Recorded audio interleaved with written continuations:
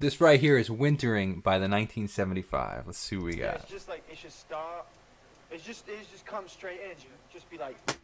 She walks down the stairs, feeling herself, looking like she just won a court case. Okay, can we talk about this really quick, just in the intro? I really, really enjoy when artists leave stuff like that behind the scenes kind of concept. It's a great way to describe it. Almost like a behind the scenes concept, where it's like he's talking about cueing the band and like, hey, I think you should just come in here, leave it how it is, just come in right there in this section. Like, literally talking about cueing the band.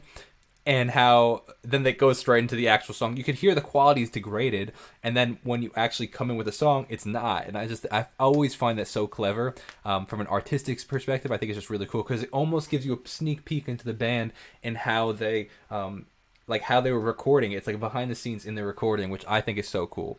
But then it comes in really cool, and then it has a very, very typical 1975 Matty Healy style of writing. It almost reminds me of, I want to say, is it Birthday Party, where it's just like very like lazy. The way I'm describing it in my head is like this lazy, this falling down the stairs kind of like careless phrasing of words that tell a really specific story. Like here she's coming down the stairs. She feels like she just won a court case. Like she's feeling herself like in the like really confident. Like man, like I could picture. It's like a movie right off the bat. Feeling herself looking like she just won a court case. He's got a funny way of using the same 4 chords for every song he makes. And he's got a ability, he plays with the words like a skill, yeah, it's pretty great. He said his official friend died because of officiate. Yeah, she's got Hannah and she plays the jewel. Very interesting if we just rewind it a little in this sense. Heavy panning, very heavy in the right ear. It almost actually feels kind of lopsided how much is going on in the right ear compared to how it's going on the left ear. And then when we get to the kind of pre-chorus chorus section, it obviously fills up a lot, but it's very interesting right off the bat. The choice of panning. I heard a really, really, really interesting quote. I was in the interview. I listened to the whole interview with Zane Lowe and Matty Healy. Of course, I'm a huge 1975 fan. So, like, I all the content I consume. I consume all the content that they put out. All the interviews, all the conversations, all the behind the scenes. So, like, I'm a big fan of their like a true fan of their art, right? So I was listening to the interview with Zane Lowe and Matty Healy, and they were talking about the fact how they were talking about the previous album, which is Notes in a Conditional Form, and then this album, which is Funny in a Foreign Language. And they were describing them as one, Notes in a Conditional Form is like you're in the movie theater watching the movie Transformers, and like it's just like this, like there's a lot going on, it's kind of chaotic. And then this one is still telling a story, but now you're in a play. And you're in the theater, but you're in the watching a play. And when I heard that, I was like, oh my gosh, that's a really, really, really cool way of describing this sound, because it is. If you listen to the 1975, back when I first discovered them in like their, I want to say it was probably the 2016 era, which was probably a little bit after, maybe 2015, 2016. It was the Pink album, which is the I Like It When You Sleep album. Is when I discovered them, and I obviously went back to their original 1975 album, the one with the black cover, which is the most iconic, I think, album out ever. It's so simple, but it's so cool, man. I'm like so jealous that I didn't think of something like that, because it's so good, man. Like you just put that on a t-shirt, you put it on a necklace, you put it on anything, it looks so sick, man.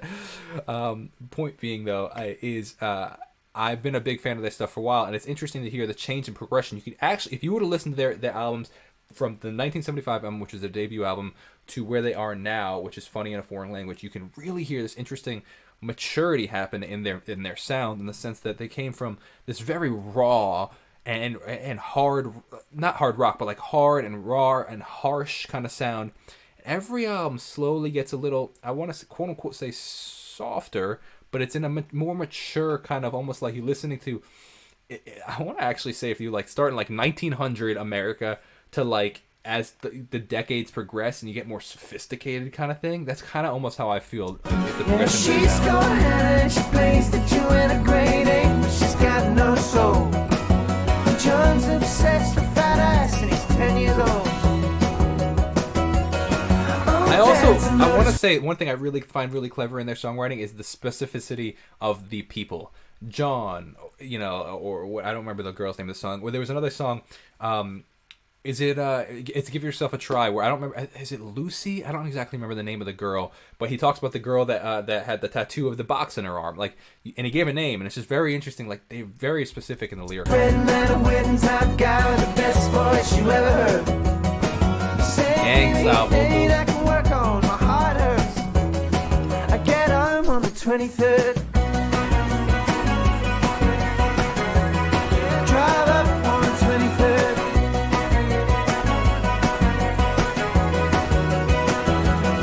And I bumped into Judy in the co-op. She asked how the family's been.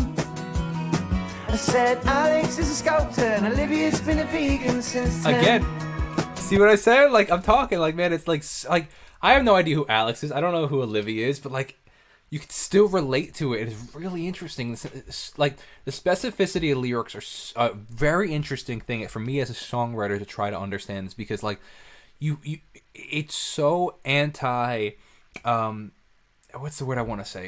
It doesn't make logical sense. You're like, you want to write a song that everybody can relate to, but then the songs that everybody relate to are the ones that are more specific. Take Billy Joel's Piano Man, literally talking about Paul at the bar, he's a friend of, or John at the bar, he's a friend of mine. Paul is a real estate novelist. Like literally naming people and then naming their occupation. Same thing with, like, Ed Sheeran and his song Castle on the Hill. He's talking about his friends, and it's really interesting because you would think that you have to be more broad for people to relate, but the more honest and specific you are, the more people relate, because they relate. Maybe not. I don't necessarily have a friend named Olivia, but I have a friend that's a vegan and that's been a vegan since they were 10. You know what I mean? Like, that's a really interesting part about songwriting. He's been a vegan since 10. Well, Vin wears dresses while Debbie coalesces in a fleece that doesn't work. Man, whenever I hear the music, it makes me want to make music myself. Then again, like, not that I stop, but, like, they really, really, really make me want to make music. Like, they ignite something about my creativity. I don't know what it is. They're so good, though.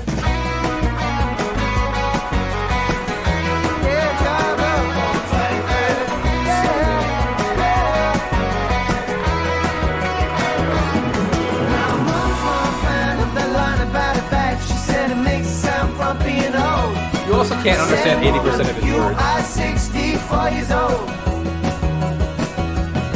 Now stop the percussion. I wanna have a discussion, and it's Christmas. This is gonna be a nightmare. I just came for the stuff and not to argue about nothing but my words. I'll be home on the 23rd. Yeah, drive up on the 23rd. So good. Classic walk down bass line here.